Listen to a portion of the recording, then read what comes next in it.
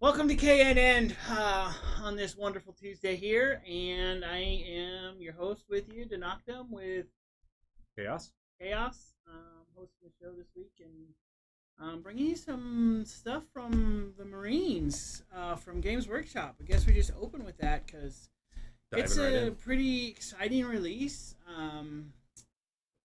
I play Space Marines. I started with Ultramarines when I started playing the game, actually, way back in the day. So they actually released a supplement just for which is super cool.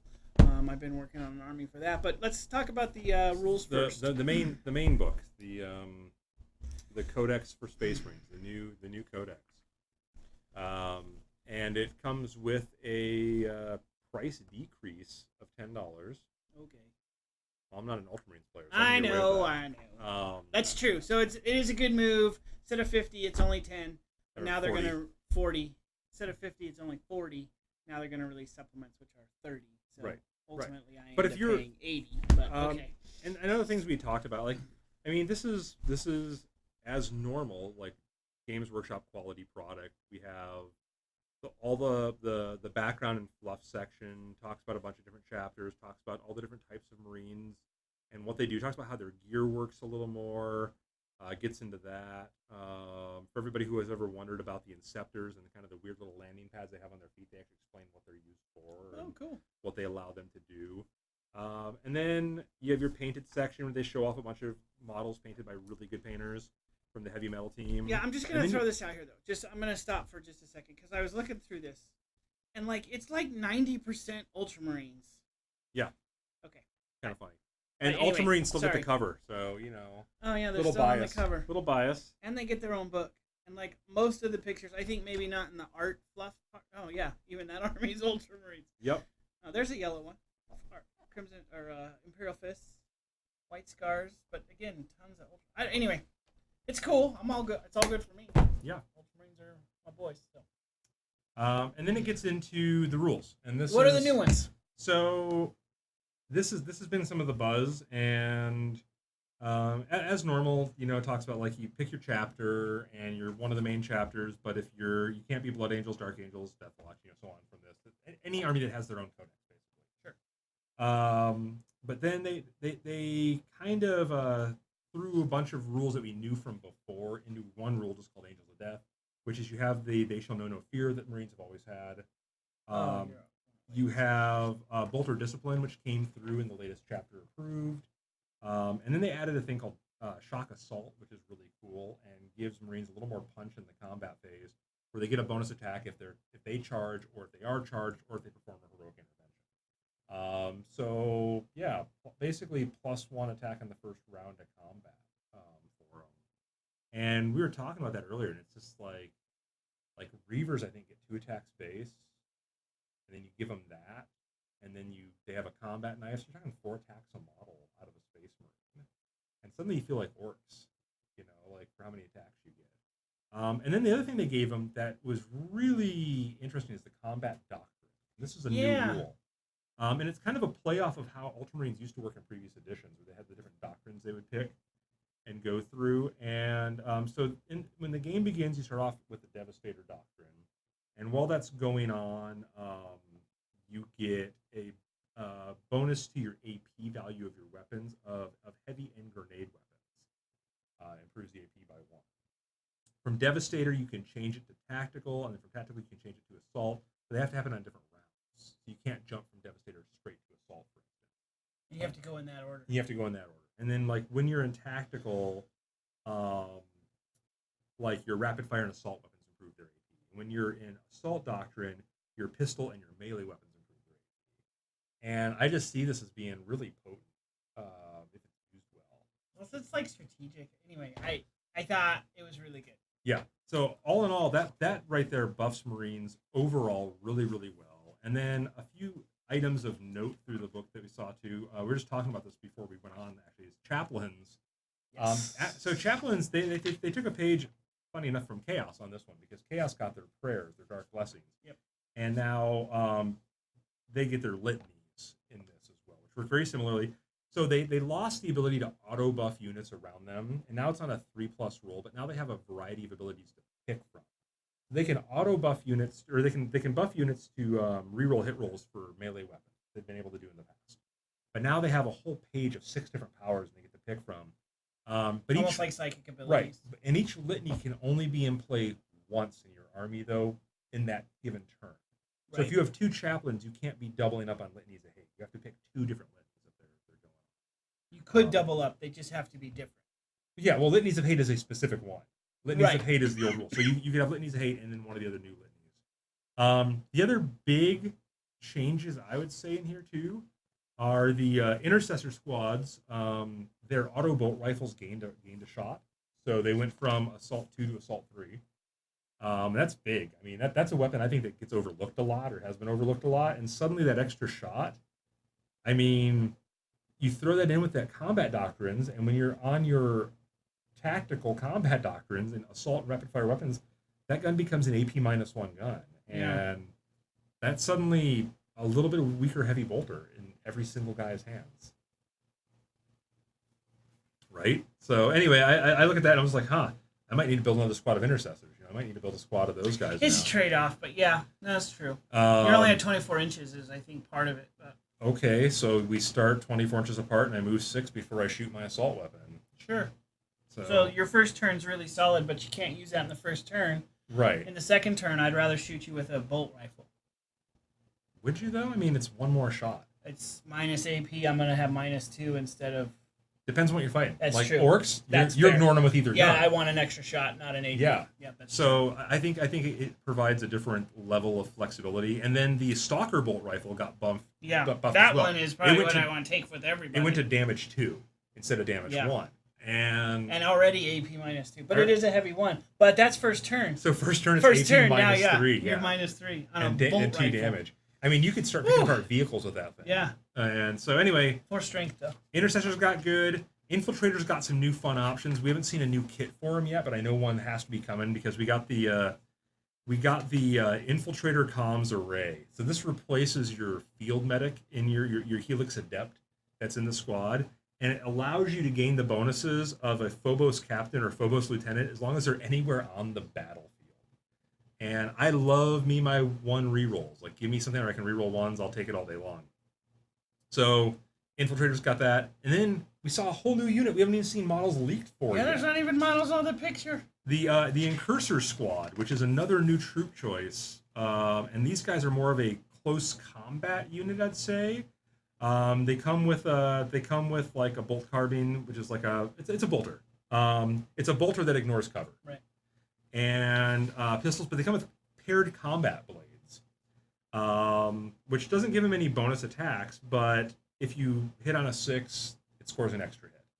And they have 2 attacks apiece. Once again, you throw in the not combat doctrines, the other new ability they got. Already forgetting words. Shock assault. So three attacks on a charge, and then I think a chaplain can give them an extra attack too with one of their litanies. So you give guys who Wow. are potentially getting 4 attacks in the charge, and on 6s are scoring additional hits. And then each squad can carry a haywire mine that they can put down, and it has basically a 3-inch blast on, or sorry, a 3-inch blast on it. Any models that come within 3 inches are detonated, which 3 inches is coincidentally what you need to be within an objective. Yeah.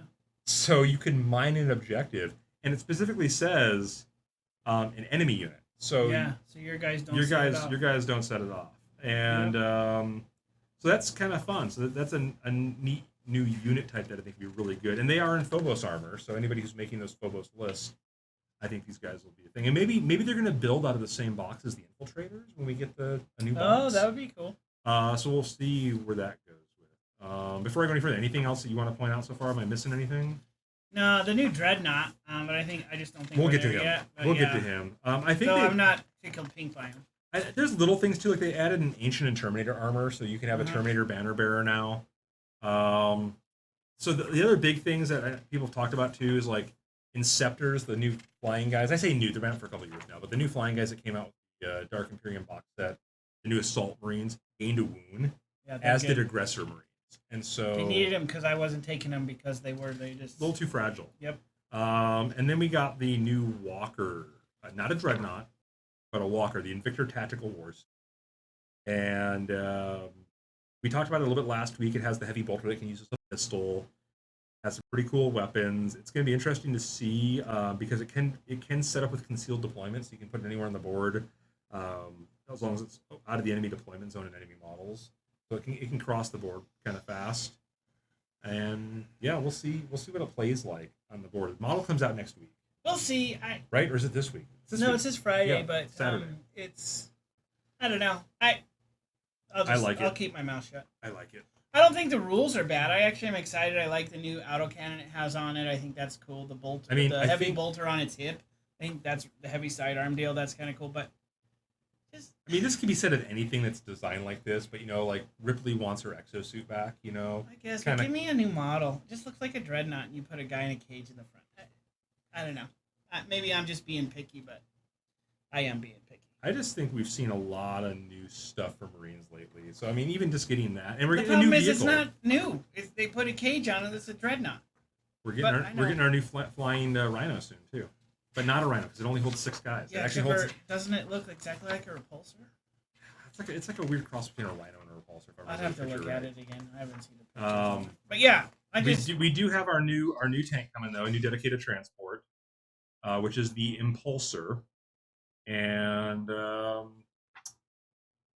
I just think it was kind of interesting. I mean, I'll give this. It's cheap point wise. I mean, power level it's only a 4 power level. sorry. So compared to like the The expulsor? the The impulsor. That's what it yeah. is. Compared to the repulsors, which are like 15 for the executioner. So we have a transport, but it only holds 6 models. I was a little surprised by that. It only holds 6 guys. And it's only Primaris guys. Yes. That's why though. Because yeah. they're bigger. Yeah, but the repulsors hold 10. So I'm guessing the kit's a little small. Okay, we'll have to see this model when it comes out. I'd be interested. And it cannot transport Gravis armor, so I don't Nope. think so your aggressors aren't going to be in it. Nope. However, it has a really, really interesting rule that I think is a game changer. Possibly, we'll see. We'll see. Maybe since it's only 6 models, not as much, but assault vehicle, which is after this model moves in your movement phase. If it didn't advance, any models can disembark. Normally, disembarking happens before vehicles move in this edition, but a unit that does so can't charge that turn. So it doesn't let you, but it does let you drop out guys. I don't know, say 6 intercessors with an assault 3 gun, and pile on 18 shots where you need to be, get it where you need to go. Yeah. But not being It able to could have its charge maybe uses. mitigates it, but we'll see. I think it's going to give some tactical flexibility. How about that? Yeah, it's going to be different. I mean, you can't charge, yeah, but your shots can be good, especially with some of the rule changes early on. And I mean, those are the big changes for units. I think. Yeah. In the codex. All the disciplines, chapters got tactics. special tactics, and most of them got, if I'm not mistaken, an extra kind of ability added onto what they already Or a had. switch. Like Ultramarines didn't change. Ultramarines didn't change, which is disappointing to me. But other than that, Other than the fact they got their whole own book with their own relics and psychic there's powers. some cool stuff in there. We're going to talk about that. But Imperial Fist, they lost an ability that I yeah. thought was very rarely used, which is they got like a bonus when attacking buildings. Sweet. Yeah, buildings. Woo! See those all the time in our games. Anyway, they gain a new thing now where if they hit with a bolt weapon, an unmodified roll of 6 causes an additional hit. Yeah. And that's pretty cool. I don't think White Scars changed too much. I don't remember. I never played White Scars. Nobody ever played White Scars before. I've not seen White Scars. Actually, one guy did. Kevin does play They have a White book Scars. out. No, it's great. But he's more what's the other salamanders book out? lately. White Scars is the other Yeah, book. it's the a other book we haven't book, looked at actually. We've had so many books to look through that we didn't get to that Yeah, one we get yet. to that one. Yeah. Raven Guard got better. Salamanders, I think, got a little bit better. Iron Hands got better. Black Templar got better. I think all of them pretty much. And then Crimson Fist are in the book. So that right there means they got better because they weren't even in the book last time. They were. I think it's great. But then the big thing is, of course, the successor chapter tactics. Yeah. You get to build your own chapters now if you don't want to play the game of, I'm an Imperial Fist successor, so I follow all that. You could actually build divergent armies now where you kind of mix and match your own rules and build your own chapter, and it gives you a lot of customization that way. And then going past that, You get into like warlord traits, and there's some specific ones. But then you get into the stratagems, and one thing I noticed for the stratagems and then for the relics both is there isn't a single one that is limited to a specific chapter. No, that's why they're coming out with supplements. Right, right. But it means that any Space Marine player, can take anything that's Yes. in this book, and maybe this will be on debate for the internet. We were looking at this earlier with one of the other players in house, and he noted that getting the extra relics, because normally it used to be like one command point, you buy a relic, three command points, you get two. It's just one command point. What? Yeah. So I don't know if it means you can't get two. Relics of the chapter is just one command point, and it says use it before the battle. Your army can have one additional chapter relic. Wow. And then but then it says all of the relics your army includes must be different and given to different models. Sure, that's normal though. But they've also said, I think in the facts or that you can spend stratagems. You can spend as many of them as you want before a game. Only during turns that you're limited to one phase. So the question is, if I have 8 command points and I have 9 heroes, can I buy 8 extra relics and have every single one of my heroes carrying a relic? I guess we'll find out if Games Workshop addresses that or not. But right now, I believe rules as written. Yeah, that's how it would. Is that how it plays? Yeah, that's how it plays. How it would. Overall, I'm happy with this book. I have a lot of Space Marines painted already. But I'll be honest, I'm on the Primaris hype train, and I really want to paint Primaris and use the new models. I put the models side by side, and I love my Space Marine army, and I think it's painted really well, but the models don't hold up to the new stuff. And I've been painting a little bit of Primaris Marines here and there. I got like a squad of 5 Ultramarines done, but then I decided I didn't want to buy a whole other book just to play them. I love my chapter, and so I went back and I started playing my chapter. Well, you can now play your chapter. I can. And you can make it up. I'm an Imperial Fist successor. I'm good using the Imperial Fist. You like those rules. Which there's actually a thing in there that says, I'm a successor, but I'm taking the parent chapters. Inheritors of the Primarch. You pick that one and you're a so-and-so successor. And I'm good with that. I'm an Imperial Fist successor. Yeah, but if you pick that, you get to pick 2. No, it says you only pick 1. Oh, if you pick that one, it says 1? Yep, if you pick that one, you cannot choose a second. Because normally you pick 2. Yep. And I like the Imperial Fist. I'm good being my whole fluff is that they're the second founding, because the 20 original were the first founding, and when they split them up after the Codex was written, mine were from that right after the Heresy. So they're good being strict to that. So I've got to burn all that time talking about Space Marines. Let's have you talk about some Ultramarines. So ultimately, addressing the book itself, I know. We've said we're excited because it was $40 and we saved $10.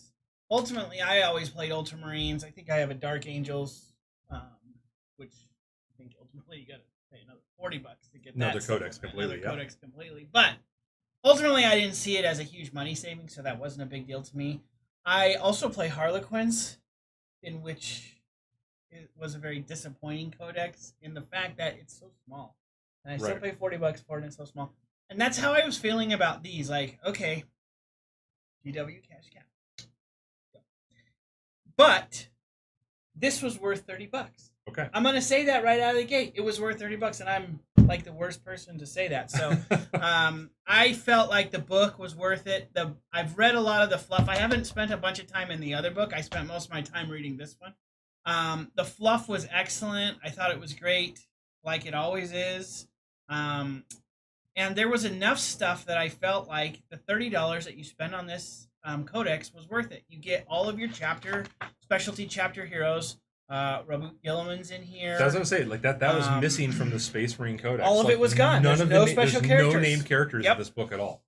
And that maybe is the $10 you save, because I think the original codex was very thick with special characters because you had to do all the chapters. Yep. So it looks like they're going to go this route, which I think is way better. Again, ultimately, a lot of the special characters, I think even in the old book, were Ultramarines because they have a lot of special characters.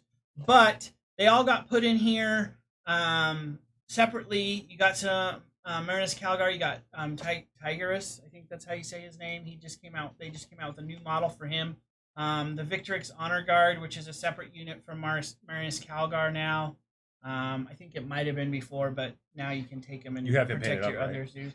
I don't have Marius painted. I have his honor guard painted, and I did get the Gen Con exclusive model, the Sergeant Aleman or whatever his name is. He is now painted on my desk. Nice. I clear coated him this morning, and We'll so see I'll those be in the using battlefield him. on Legacy soon. He looks good. Yeah. Do they have a Cronus model by the way? Yes. Do you have to forge world that or special? No, order? it's special order. Okay. Direct. I think it's resin. I'm I tempted think it's to. fine cast. Yeah, I'm tempted to play with it anyway because I think it'd be cool. But I'm wondering if they're coming out with a new model for him because when he dies, he goes on the board now. I think when you got him on foot and the little. Oh, both ways. Yeah. Okay, then I haven't ever looked at him. I have Teleon and he's painted, so we'll be using him when I play my Ultramarines. But I've gone back and done all my painting. Some of the other cool things you got the chapter Ancient Champion and Honor Guard. Those were all in the normal book. Tyrannic War Veterans now got their own stat line. Yes. Which, That's a cool thing for me because I remember Yeah. when those models came out, and I'm a Tyranid player too, so the concept. So I'm gonna cross my fingers and hope they're gonna release those in some other kit, but I'm not gonna hold my I breath. bet they're the either. old ones that are either fine cast or metal. Well, right now that's all you can get, but you think they're gonna release or just something? make your own. Convert them out of a tactical box. I don't. Play, Or Stern Guard. I don't play Tyranids. Oh yeah, Stern Guard. I actually have a box in at home. They're not built. Anyway, the rest of the book though was really cool because you got all your characters, but you have a bunch of different stuff. You got your traits that you get, your warlord traits, which are specific for Ultramarines. The characters all have their specific ones. And then you also, special issue war gear and the relics, all again specific for Ultramarines. And the other, where's the thing I was going to say? Indomitable. Yeah, Indomitus Discipline. They get their own discipline for their librarians and their casters, which is really That's pretty cool. Tactical objectives. So again, and you got stratagems, so you got a whole bunch of stratagems, which are only for Ultramarines. Now, can they still use the stratagems out of the Marine book? Yes, they can. Okay. You can only do this if you're Ultramarines attachment, and you may. I'm positive you can. I know I read that because I already picked my stratagem, so I know you can use them out of the other book. But again, they didn't spend. I think in the old book you had a stratagem or two for each of the chapters. Now you have a whole book, and there's a whole page, actually 2 pages of stratagems just for Ultramarines, tactical objectives, which is so they put the work into it. I guess is the bottom line for me. Is they didn't just, I'm going to charge you $30 and here's some fluff on them and and the special characters are great, but that's okay. I'm not going to pay $30 for that. Put it back in the book for 10 and I get them all. They did, I think, a bang up job by going that one step further and doing all of the disciplines and the librarian, the Indomitus discipline, the librarian stuff, the relics and all of that just for Ultramarines. So again, I think it's definitely, if you play Ultramarines, it's worth the $30. It makes the army also feel less, and I've always felt this with most Space Marines because I don't play those specialty ones. They were just always super generic to me. Right. If I was Ultramarines, I could take Gilman, I could take Calgar, I could take all those guys and feel special because they're Ultramarines. But ultimately, those guys would fight for any of the chapters too, and they could do that. But it was now I feel like Ultramarines are their own thing. Does that make sense? Yeah. And so I think this really empowered at least me as an Ultramarines player to have that feeling of, hey, my Ultramarines now are cool. They're special. They're special above and beyond the Raven Guard. They're special above and beyond Death, Dark Angels, the Blood Angels, all of that stuff. They're special beyond that. They have their own supplement now, and that works for me. So again, worth $30. I think the release here was good, and I think some of the good news is they didn't do a new edition, right? Which is great. I think 8th edition is solid. I don't think it needs changed at the moment. And they sometimes with Space Marines, a release like this, you see a new edition in their history. So glad they didn't do that. And again, it's a solid release, I think, for the Space Marines. So for GW then, to wrap up kind of GW talk here, we have sort of wrap up for now. Well, the other book that came out too that we didn't give any attention to, and we apologize to you White Scar players, is the White Scars, and they also got the new model for their special character that was actually released. Khan. So Khan came out, and you can kind of check that out too. And maybe we should spend some time maybe next week on that and just do a little bit of a review for that. That would actually be solid. We're missing our boat because we're covering the things that we're excited about. Right. We do that. We're better. kind of an opinion show. But we do that better, so it's fine. White Scars, blah, Ultramarines, that's where it's at. All right, so next week this week we have the Invictor suit coming. We Yep. got the characters that were out of previous box sets coming as blister packs now. Mostly Phobos guys, that's right? really it. That's really it for releases for GW this week. Next week we have a new Kill Team starter box that comes with Space Wolf Reavers and Tau, and then there's also an expansion coming for Blackstone Fortress. Oh, we're not going to talk about that box, are we? You're just going to make me keep my. Which box? The Kill Team box. The Kill Team box.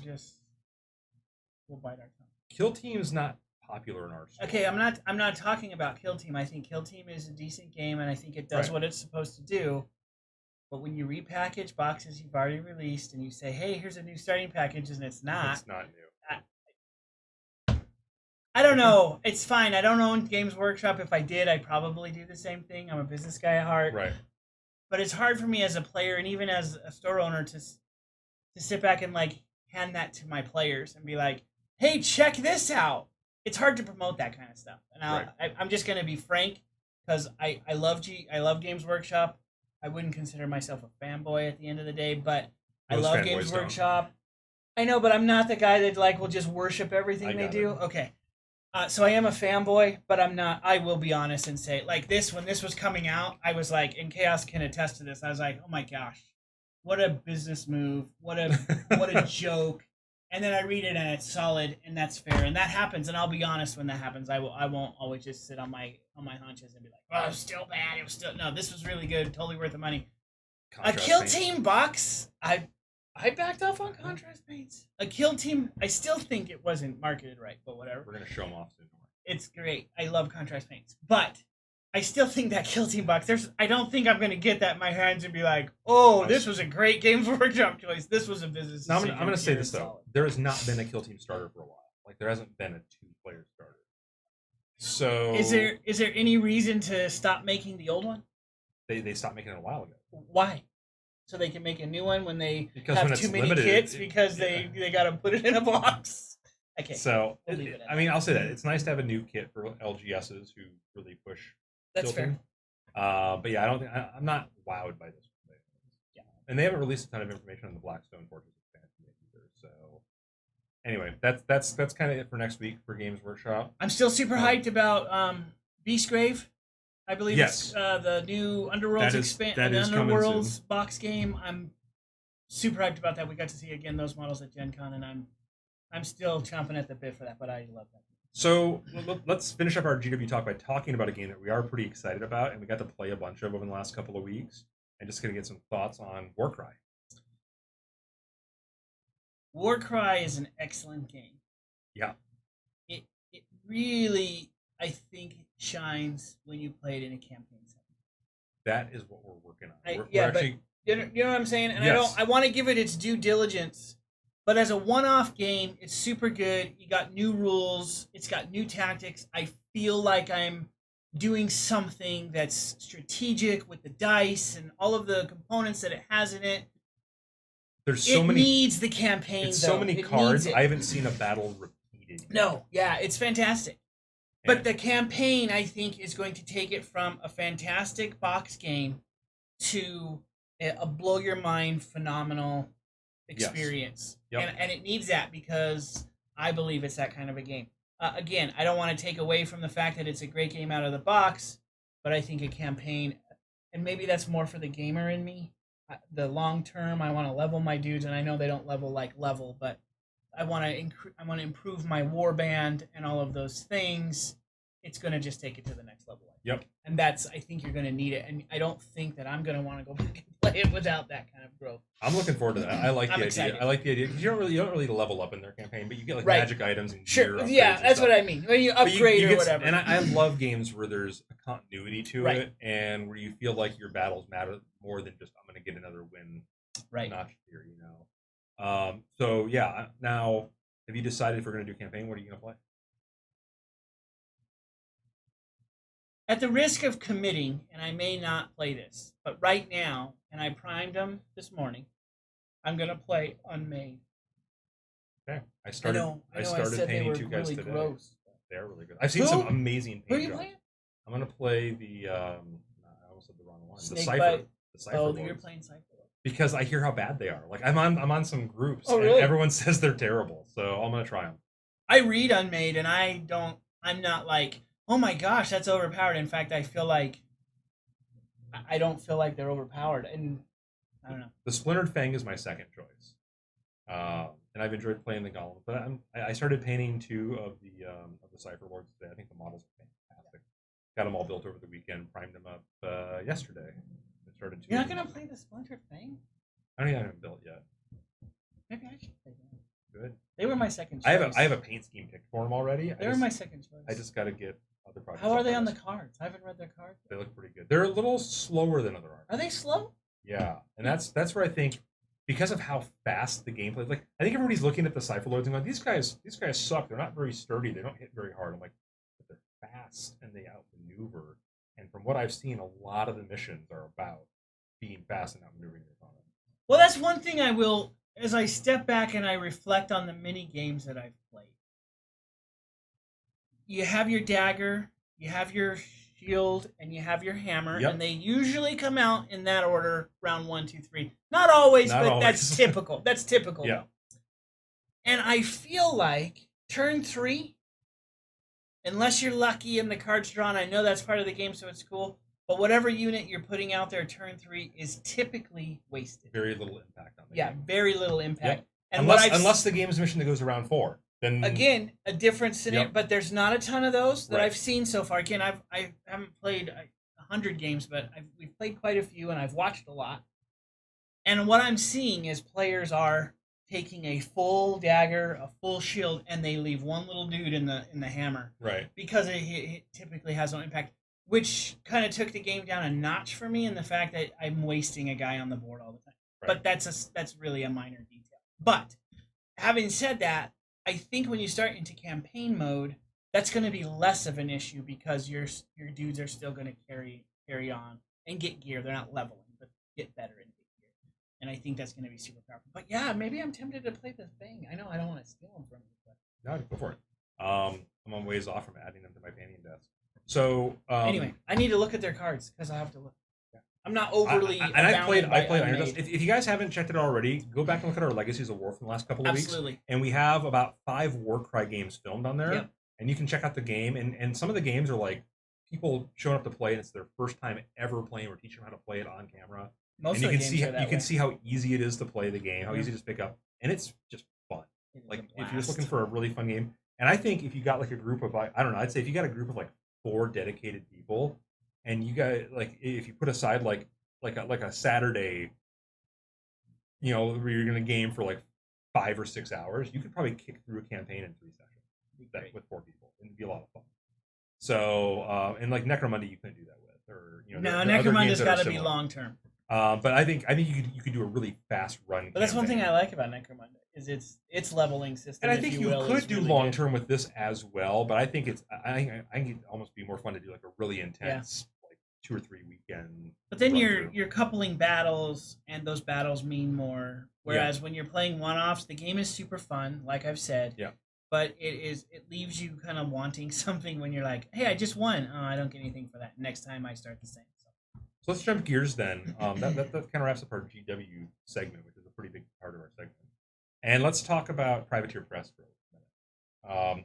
Because we just got done playing a bunch of one of their games too that's new, which is Riot Quest. And Riot Quest, if you're not familiar with it, is a really fast-paced board game. It takes place in the War Machine and Hordes universe in kind of an alternate timeline, because there's this whole event going on in their world right now. There's this invasion of a new army called the Infernals. And Riot Quest is what the world looks like if the Infernals win. Maybe an alternate timeline, maybe just a glimpse of the future. We'll see.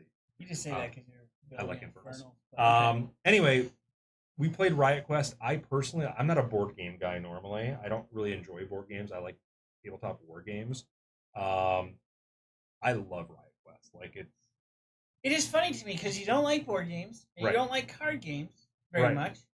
I And don't it's like- kind I of don't a combination like of deck both. building games. Well, deck building games, Yeah. but cards in general. Anyway, it's on the top of my list right now. I love Riot it. Quest is I still love on it. the top. It's of my so list much right fun, and I'm looking forward to it hitting our shelves. And now. I know. I wanted it last week. and I'm looking forward to new releases for it as well already. I mean, I already have my full 11 models painted up or whatever. But But you do realize that those models they only had at Gen Con. Those are the ones coming out through September. I know, but what I'm saying is that it's like, for instance, we haven't done a game where just you and I play because we have all the models, and we actually get to play the full game. We've been playing games where we're really stretching our resources to show off the game. People, and I want to see what a full game looks like. But Riot Quest is definitely a winner in my book, and I still really enjoy playing it. And there's a handful of like hard/board games that I play, and I think that one's going to live there. That one, like Red Dragon Inn's on that list.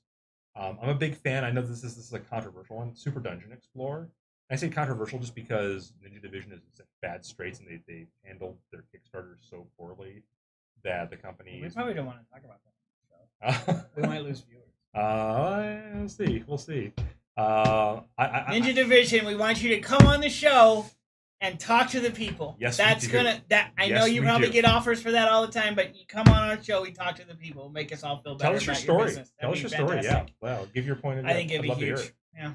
You can find our email. It's on online. Anyway, chaoticnight.com. Right. So I know, and you said Riot Quest is a great one too. What's your favorite character in the game? Gubbin. That's why. Because I get that response. That's why we're not. Gubbin is the best because Dynactim hates him so much that he gives up all strategy just to kill that character. I do every time. I hate that guy. So yeah, by far, Gubbin is the best. All right, I'd probably win a game or two if I didn't do that. So, while talking private here, though, let's talk a little bit about Oblivion. So, Oblivion is a new box set that Privateers put out. Is it out yet? No, September 17th. Sweet. And then look at how cool this is. Here's the book from Oblivion. And the box set comes with this booklet. It comes with a model, the Hermit of Henge Hold, and it comes with a deck of Omen cards that are used for a campaign that's in this book. And I really want to run the campaign that's in here. I've read the entire book cover to cover. It has Privateers always had great story writers, and this is. Forgive me for making a comparison to a GW thing, but this is their end times storyline in my opinion. It's all these things that have happened over the years are kind of coming. All the chickens are coming home to roost, so to speak. And there's a price to be paid for the things that have happened in their world, and that's coming in. The Infernals are what that price is. The claiming, they call it. They're coming to claim some of the souls of the world. By some, I mean most the souls. And I don't want to spoil it for people who want to read all the fluff and everything, but it gets into explaining like when you read the history of War Machine and Hordes, like you feel like definitely an outsider looking in. Always like you're reading a history book. Like there's things that are happening that aren't recorded, and this book fills those in. Like it goes in and fills in some of the mysteries of the world. And as somebody who's followed War Machine for 10 years now, that's really exciting to me. Like I'm pretty vested in the lore. I don't read the novels and stuff, unfortunately. I don't have a lot of free time to read a lot of stuff outside of gaming manuals. And somebody's got to know the rules. And it is phenomenal reading, though. I've really enjoyed reading the stories. But then they throw in this new campaign system that I will say, as somebody who is a GW fanboy as well, the Oblivion campaign system blows away any campaigns that I've seen put out by other game companies so far. In terms of a tabletop war game campaign. Now, it's very specific. Because you really liked that last GW one. I really did. Yeah. And the Vigilist campaign is good. The Vigilist, yeah. Now, this is limited to a 2 to 4 player campaign, though. And that's a little different. As somebody who runs events in an LGS, usually you want your events to be as big and open as possible, allow as many players to come in and play. Could you do pods? You could do pods. You could run it. Okay. You need different decks, though. Every player needs their own Omen deck. So well, when this comes out, I have to sell buy a lot of Oblivion. I should have bought Oblivion at Gen Con. And so when you play through, they have a campaign in here, but you play through, I believe it's 10 battles if I'm reading it, if I've read it all right. And the first 3 battles are 20-point battles, which is really small for War Machine and Hordes, with no Warcasters, no Beast, and no Jacks. It's just units and solos. And it has to be small and medium base only. And it's literally, Doomed Patrol is the name of the first one. So it's like patrols that run into each other. And then Rising Tensions and Border Wars. It's like skirmishes between the normal soldiers of the world. But those will determine then who has the edge when the casters show up. And so then you go into 35-point games, and then 50-point games, and 75-point games. And I believe it ends with a 100-point double pass. And if you're playing a 4-player, I think the way they do it is each player brings a 50-point single caster, and you play one game. So if you're playing a 4-player, because it's teams of two. Okay. And so because there's two sides in this. You're either the corruptors, who are either, you don't have to play the Infernals to play this. You can be a pawn of the Infernals. You could be like, I'm Signar, but unbeknownst to me, the Infernals are pulling the strings, and I'm doing their bidding. Whereas the Guardians are Circle Ouroboros, who see the truth and are trying to stop it happening, or vice versa. Or you could play the Infernals, and even says you can change armies throughout the campaign as long as you keep your faction. Gotcha. So you could start playing Kador, for instance, and then maybe when you start getting into the 50-point games, you switch to your Infernal. Now the true face of the enemy has been revealed.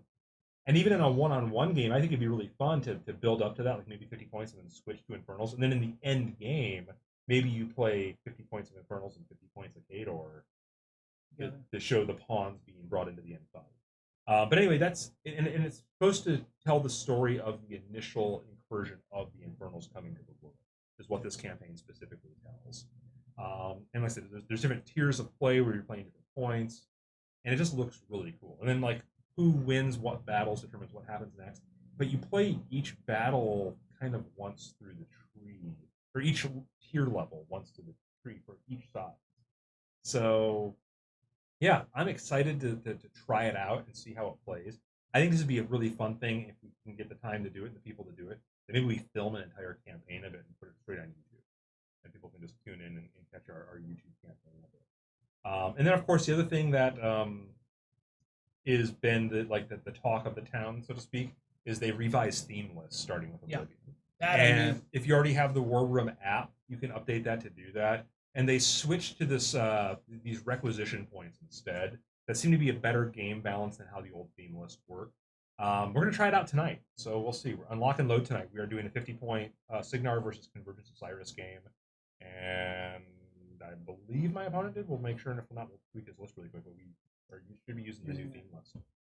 But yeah, Oblivion, I give a thumbs up to. I think it's a great product, and the campaign is.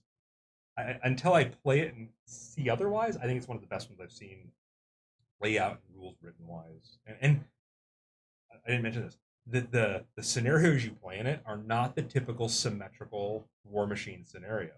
They are themed scenarios, and they are asymmetrical victory conditions. So it's not just I start on this side, you start on this side. Here's an objective, we're fighting over it. It's like I start over here, your forces start in these two corners, and I have to run in between your forces and get off the board. So it's telling a story as you play through the campaign, and I love narrative scenarios. I love. I think it's on our webpage. So Passion for Games, love of the story. Yeah, that's his part, love of the story. So I'm a GM and a storyteller first, and a competitive war gamer second. But yeah, anyway, I'm looking forward to it. I've been painting up some Infernals. We'll be throwing some pictures up on our social media stuff of Infernals to get them going. I'm a little behind on my picture taking. But no, it's I think it's an exciting time for us to jump back into the world of War Machine Hordes. Anytime would be exciting. We just need players. What are you working on? What are you painting for? Grimkin. Yeah, I got Infernals coming. Maybe I'll do them, but I'll probably leave them on the shelf. If someone buys them, then I won't build them. Because I've got Grimkin. I've even built the list with the requisition points and everything. I got Infernals I'm painting. I have some Signar I've been working on and off, and I have my Trolls I'm working on. I'm just one army. I might do Menoth later. I need more time to paint. We got to find out another 6 hours a week I could Stop doing the show. Where I could wait, 6 hours a week. I think we're doing that. I need 6 hours a week to paint extra. But before we talk about that, let's talk about Magic. Yeah.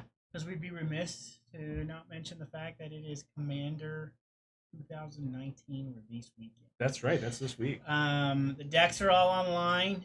It looks solid. We got a lot of excited players. We'll kind of do a review, I think, next week of it.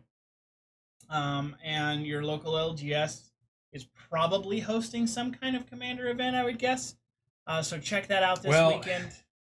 Except for this part of the country, there's a giant event going on in Vegas this weekend. Well, it's Magic. It's every part of the country. I know, but we're closer to it. That's true. So we probably won't see a lot of our Commander players this weekend locally, but I am telling you to go check out your local Yes. game store because you'll probably see some sort of event, whether all your players are at the GP or not, down there in Vegas, because it is Commander 2019 weekend for new decks. They are interesting. I will say that and let you go do the research on them. They're not what you've, I think, seen in the past. They change things up as Wizards tends to do sometimes. And they look good. They look fun. Again, in my opinion, Commander is an excellent format if you play it the way that it was intended to by the Wizards. That is a casual format for fun with 4 guys at the table or ladies playing for ultimate victory with a deck that isn't I beat you in turn 1 or 2. Right. If I ever got back into Magic, it would be Commander. That'd be the format I played. It's a great format, and maybe this is a problem, and I would love to hear from you guys, what your experiences are. Again, you can kind of get our contact information at our website, chaoticnight.com. What is your thoughts on Commander? Because my opinion of it is, we had to really rein it in because we had groups, and they were just out, and it was like turn 2 kill, the game was over, got 3 other guys at the table that didn't get to play Commander, and they were like, well, what the heck? And that happens a lot when you have some competitive player. And again, I'm all about competition, but Commander was really a format, and you can go on the website. I'm not just making this up. A format to be played casually, for fun, and that's how it was designed and why it was designed. So there's just too much with no you can play any card. Right. There's just too much you can do. So again, I dog trail because this is an opinion show, and I think competitive Commander is stupid. Maybe 1-on-1 you could get away with that, but 4 guys at the table, 4 people at the table, it's a tough deal. But Commander Weekend 2019, don't miss it. Yep. LGS, check it out. We had a watcher ask us too, what happened to General's Journey? Oh, good. Yeah, we should cover. Okay, so now we're on to Chaotic Night stuff. Yep. Let's have that conversation. Let me answer that really quick. Yeah. So General's Journey did not go away. It is, however, not live streaming. What we are doing is turned into a blog format on the website, chaoticnight.com. So if you are still interested in following the General's Journey, go there, go to Legacies of War, and it's in that section right now. It will move into a different section. We have basically rebooted and reformatted it. Is really the long, because one, we were on this timeline and all our guys were like freaking out, and it just, I think when you do that, it ruins kind of the fun of the hobby in general. So real life, but it also helps. Work it also changes. helps you get some done, but it also gives you that thing. So what we are doing is letting everybody kind of operate at their own pace, and they will basically get their own page on the website, and you'll be able to see the players who are playing in General's Journey and the progress they're making with their armies on their own particular websites. So it'll actually move to its own link here in the near future, as we get it worked out, and that's both General Journeys, Age of Sigmar, and and if it's our own pace, I might actually be able to stay in the fantasy one. It'll be or fun. The Age of Sigmar one, because I had to drop because I've been painting so many stuff like Riot Quest models and War Machine models, and we should probably add a War Machine Hordes one at some point. Then if we're doing Journey, we should do that. A Journeyman. Anyway, so that I hope that answers it. Like we didn't kill the General's Journey, and it just had to shift focus a little bit because life happens to people, and we would have lost over half our players because of job changes. Well, and I think the live stream side of it, the fact that we wanted to live stream it made it a difficult thing for everybody to kind of seriously commit to. And I don't want to kill it because everybody's still super excited about it, I think. And I'm more so now that, you're going to get recognition for what you do, but at your own pace, and you still play the games, and you'll see some of those. And those will come, but they'll be on the YouTube. So check out Chaotic Night Network. Yes. Chaotic Night Network at YouTube. And see those things. We have Chaotic Night Network and Chaotic Night TV. So if you see one of those things floating out there in the world of the internet, it's probably us. So. Anyway, so on YouTube, it's Chaotic Night Network. Check that out, and we'll have some of those General's Journeys coming your way on YouTube. And then what other fun things we want to talk about? Well, Chaos just complained that he needed 6 more hours of painting time. So what we did as a team, we sat down and we said, Chaos needs 6 hours. Where can we get? So we stole 6 hours out of the week, and we're going to add them to the Twitch stream at Chaotic Night Network and bring you a show called Primed and Ready. Yep. Or as production likes to call it, their tagline is "Get the gray out. Get the gray out. I think that's actually in the tag now. It's in there. Get the gray out. So we are going to bring you a painting show that Chaos is going to run, and we will have a plethora of individuals, mostly who aren't famous, be on the show and just kind of talk gaming while Chaos paints. They might paint. They might be building. They could be painting or building, anything, working on hobby stuff. It's getting primed and chatting. ready, baby. That's what it's about. We'll be chatting, and I'll be talking about what I'm painting, how I'm painting. You're gonna see how ADD I am when I paint, and how it's not like I pick up a model and I paint it till it's done. It's gonna be gross. We had to recreate his whole freaking paint studio. I know. It's here so we could do it again. So we had to double all the paint and all the brush. Yeah. You better watch it. That's what I'm saying. Right. My brushes aren't cheap. I buy expensive brushes. Anyway, our very own Joey B from production is going to be on it too. So Joey B. Dude, that's good. Yeah, he's going to sit in and chat and work on models. He's working on a Scorn army right now. I am working on a lot of armies right now, and so I will have a bunch of different projects. And yeah, we'll see where it goes. But if you ever wanted to like pick up some techniques, be able to ask me questions while I'm painting, that's a great time to do it. You can do it from the safety of your own house too. People get really like skittish about showing me their painted stuff, and it's like I'm just happy that you're painting. I'm not really not that critical of people's painting. I just want people to do the hobby, and so yeah, if you have questions and stuff, you can see me do something like, how did you just do that? And I'll be showing off a lot of contrast paints because like my life motto right now is never not contrast. I mean, if I have to paint a new army, it's getting contrast paint. I kind of hate the armies I didn't finish before they came out because I'm like, man, I got to go back and do this the old way, and it takes so much longer. Oh, I reprimed Calgar in his little units so that he could get that Ultramarines blue contrast. But that show's going to be coming after Labor Day. We're going to survive the summer first, and then we'll have announcements coming up as it gets closer. Hoping the Tuesday after, but we got to see how there's logistics involved in getting it all to happen to fire off still. But we'll be doing that show twice a week, Tuesdays and Thursdays for 3-hour blocks, and it's going to be very casual. I'm going to be able to interact with chat a lot easier. So if you have questions and stuff, you'll be able to just talk right back to you, and just come hang out with us. Come hang out and paint and build models with us. And if you're in the area and you want to be on the show, let us know because we'd love to have guests on too. So. That is coming. And we should probably talk about a special thing that's happening next week on this show.